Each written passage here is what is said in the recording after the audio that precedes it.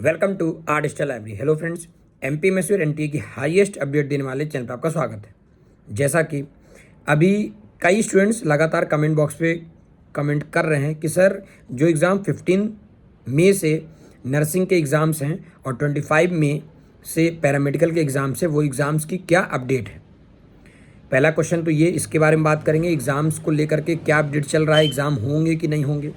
अब एक question rise होता है, सर आप ये बता रहे हो, अपडेट देना पड़ रहा है कि एग्ज़ाम होंगे कि नहीं होंगे। इसका मतलब कहीं ना कहीं ऐसे स्टूडेंट्स तो जो कमेंट कर रहे हैं कि एग्ज़ाम होंगे कि नहीं होंगे, कहीं ना कहीं उनसे ऐसे र्यूमर्स या फिर सही खबर उनके पास आ रही है। र्यूमर्स कोई गलत ऐसी चीज़ें कह रहा है जो नहीं सही होगा, सही खबरें मतलब कहीं ना कहीं इंटरनल सोर्सेस रिवील कर रही हैं कि एग्ज़ाम पोस्टपोन हो सकते हैं। अब इसमें दो बातें हैं। एक, वो कौन कौन से सोर्सेज हैं जिनके रिवील करने पे ऐसी र्यूमर्स फैल रहे हैं। तो सबसे पहले दो बड़ी बात, दो विंग के बारे में बात करूंगा मैं। एक, नर्सिंग स्टूडेंट्स की विंग, जिसमें नर्सिंग के एग्ज़ाम जो 15 मई से स्टार्ट हो रहे हैं, third year final year in सबको लेकर के, और दूसरा जो 20-25 मई को लेकर के है, किसका, पैरामेडिकल विंग का। अब जैसा कि आप सभी जानते हैं, मैं 1 मिनट आपको हिस्ट्री में ले जाना चाहता हूँ, मतलब पूर्व की बात करूँगा कि नर्सिंग की आज ये हालत क्यों हुई, नर्सिंग के एग्ज़ाम लगातार 1.5-2 साल से क्यों नहीं हुए। उसका कारण क्या, सिर्फ एक PIL लगने के बाद उस PIL में ऐसा क्या था कि जिस तरह से एक नर्सिंग का कोर्स संचालित किया जा रहा है, उसमें ना ही टीचर सही हैं, ना फैकल्टी सही है, ना फैसिलिटीज़ सही हैं, ना स्ट्रक्चर सही है, ना ही जितना एक एरिया स्क्वायर होना चाहिए नर्सिंग का वो नहीं है। प्लस एक ही बिल्डिंग में 4-4 नर्सिंग कॉलेजेस का नाम अलग अलग दे करके संचालित किया जा रहा था। ये हमने देखा, एक PIL के माध्यम से इसका खुलासा हुआ और आज 1.5 से 2 साल तक सिर्फ कोर्ट की हेयरिंग चलती रही। इसमें जो सबसे बड़ी गलती देखी गई वो कॉलेज संचालकों की। आज भी लास्ट में आपको ये बता के जाऊंगा, आज भी वो कॉलेज संचालक ही आपके साथ गलत कर रहे हैं। कैसे कर रहे हैं, क्या कर रहे हैं, वीडियो को पूरा समझिए।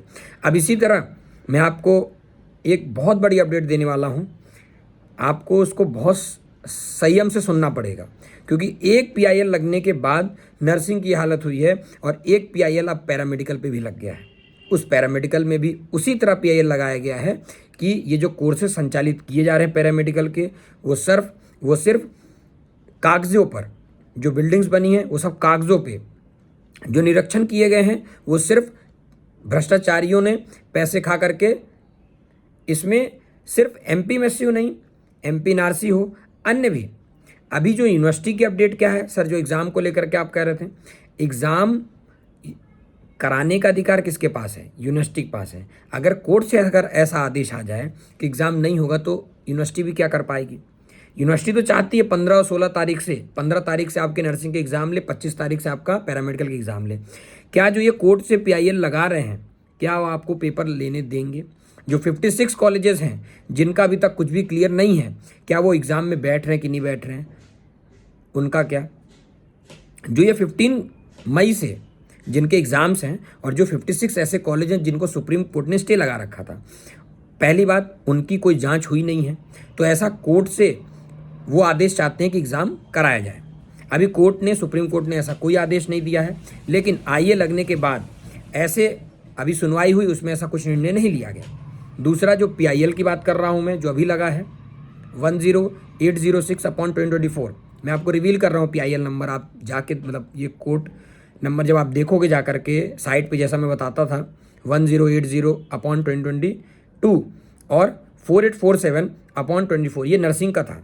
आज क्या हो गया, 10806/2024 लेटेस्ट अपडेट है मेरे पास, इसलिए मैं लाइव इस वीडियो को बना रहा हूं और एक लाइव सेशन भी लूँगा, सभी चर्चा भी करेंगे कि एक PIL लगने के बाद जब नर्सिंग का ये हालत हुई है तो एक PIL जो पैरामेडिकल का लग गया है। मैं सभी जो ये कॉलेज संचालकों से हाथ जोड़ता हूं, उन सबसे निवेदन करता हूं कि आप ऐसे छात्रों के साथ खिलवाड़ ना करें। जैसा कि मैं आखिरी बातों में आपको बताया था, शुरू की वीडियो में बताया था कि आखिरी में आपको यही महसूस होगा कि कॉलेज संचालक ही ऐसा कर रहे हैं। कॉलेज संचालकों को सिर्फ ये समझ आ रहा है कि अब हम कोर्ट के वकीलों को पैसे खिला करके नए नए डेट्स ले करके ये सब ऐसे नए डेट्स लेंगे, और कभी PIL लगा दिया, कभी वकीलों को पैसा खिला दिया, और ऐसे करके नए डेट्स लेकर, मतलब सबसे ज़्यादा नुकसान किसका है इसमें सबसे ज़्यादा नुकसान होना है वो स्टूडेंट्स का होना है, क्योंकि हम देख रहे हैं